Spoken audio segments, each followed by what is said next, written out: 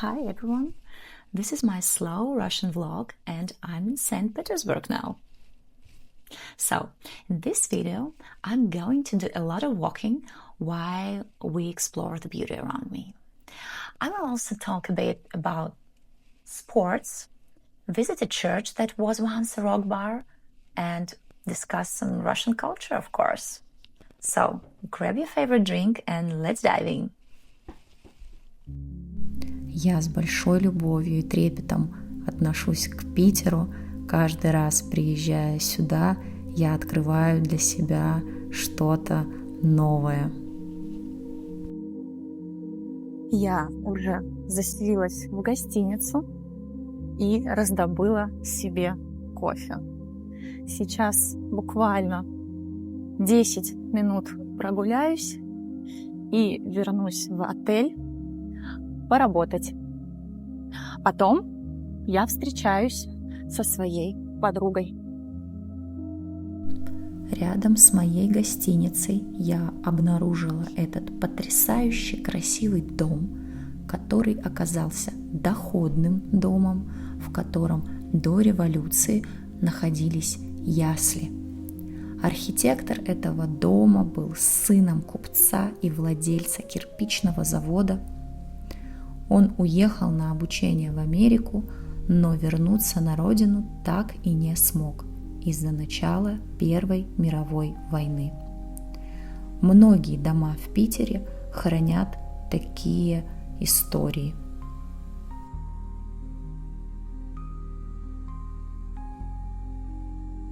А я направляюсь к универмагу Красного моста, когда-то самый большой многоэтажный универмаг, где одевались самые богатые люди Санкт-Петербурга и не только.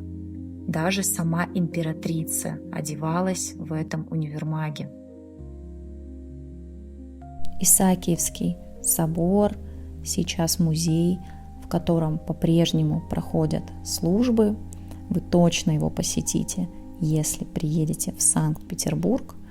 Мне показался забавным тот факт, что в советское время в нем основали антирелигиозный музей.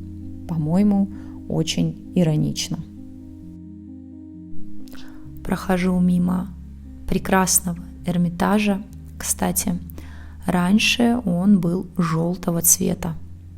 Говорят, чтобы увидеть все произведения искусства, которые там хранятся, вам понадобится 11 лет. И то, если вы будете ходить туда каждый день по 8 часов. Небольшая пасхалочка. Мы встретились с моей подругой и идем обедать в потрясающий ресторан современной французской кухни. В Питере очень глубокое метро и очень много красивых станций. Я специально проехала по некоторым из них, чтобы показать вам потрясающие детали, например, мозаику, барельефы, люстры.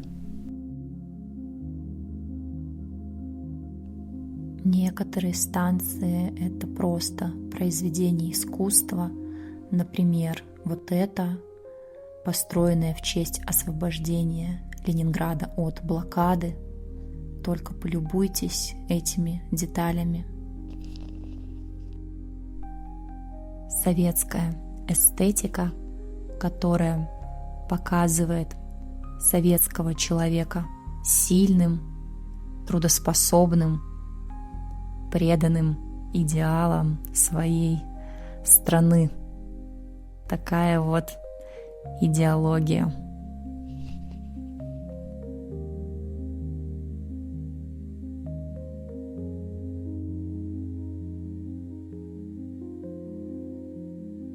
Приехала поддержать своих коллег на спортивных соревнованиях. Сегодня они играют в футбол, волейбол, занимаются кроссфитом. Я была с ребятами на кроссфите. Им нужно было набрать как можно больше баллов за технику и количество выполнения упражнений.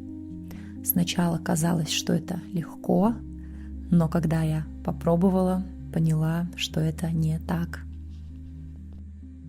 Я направляюсь в Анненкирхе, церковь, которую в советское время переделали в кинотеатр, так как религия была под запретом. А в 90-е годы на замену фильмов в церковь приходят рок-концерты и андеграунд-сцена.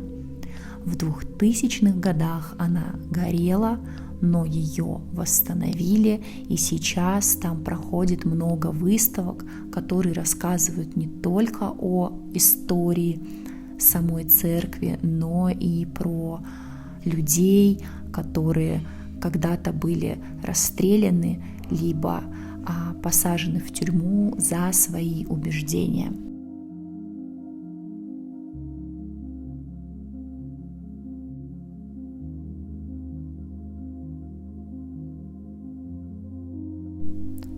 Зашла примерить колечко в виде слизня, но не купила его.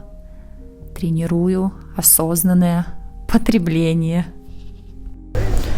Питер по-прежнему невероятно щедр на прекрасную погоду.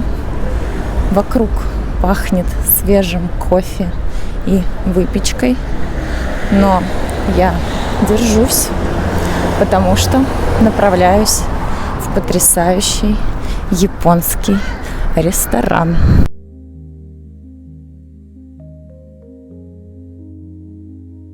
И снова потрясающая красота вокруг.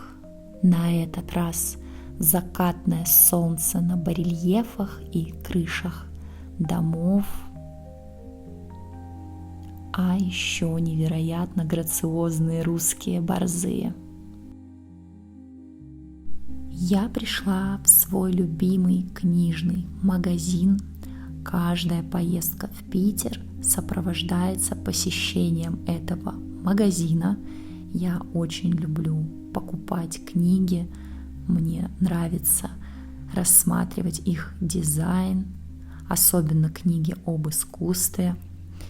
Не могу себе отказать в этом удовольствии. Также там можно купить различные сувениры, открытки, винтажные книги, пластинки и, конечно же, кофе, так как кофейная культура очень развита в Питере. Вы практически везде можете купить свежую выпечку и кофе. Напоминаю вам о важном. А это Витебский вокзал, старейший вокзал в России, с которого до сих пор вы можете уехать в разные уголки России и не только. Вокзал построен в царское время в стиле ар-нуво, невероятной красоты залы ожидания. Только представьте, каково это ждать свой поезд в окружении такой красоты.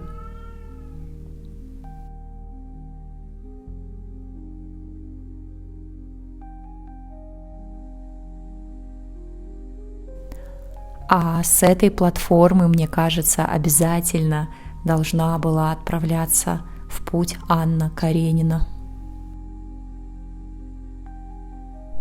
Я не могу перестать наслаждаться каждой деталью в этом здании.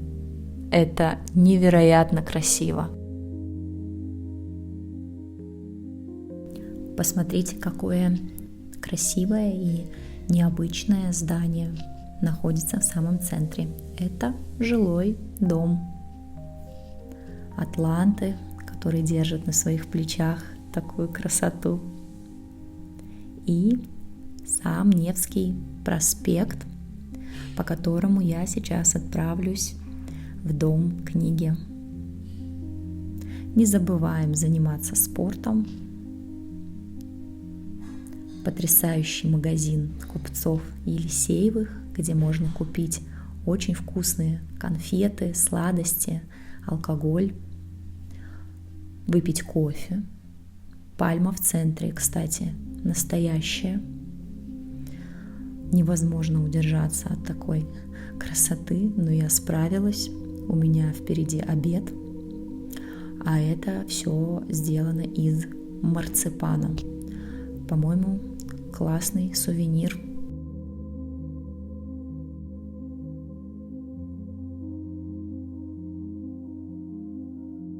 Обедать сегодня я буду с видом на мурал, который расписал современный российский художник, каллиграф Покрас Лампас. Радостны дни твои, времени вагон жить, обувь не снимай, спать и расходиться. Когда-то в этом здании работал Павел Дуров, и вот именно отсюда, из своего офиса, он разбрасывал 5000-е купюры для того, чтобы показать, что деньги переоценены. Это книжный магазин. Потрясающий вид из книжного на Казанский собор, куда я сейчас и отправлюсь.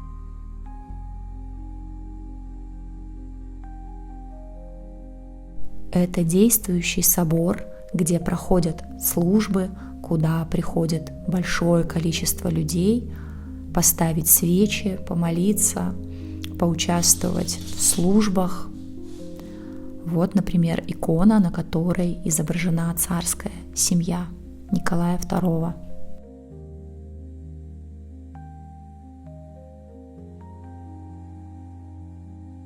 На выходе из собора я попала на съемки фильма. А вот и непредсказуемая питерская погода.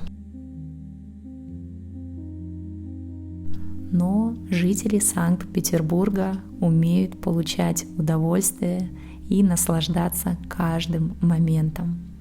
Ведь мне кажется, что когда ты живешь в таком прекрасном городе, просто невозможно не ценить и не наслаждаться жизнью, которая происходит вокруг. Очень много творческих людей, очень много образованных людей, людей, которые любят то, что делают, и создают прекрасные вещи вокруг себя.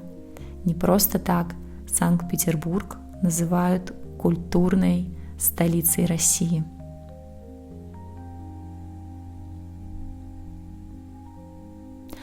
А мне уже пора собираться в аэропорт. Совсем скоро у меня рейс, и я улечу на свой крайний север. До следующих встреч, Санкт-Петербург!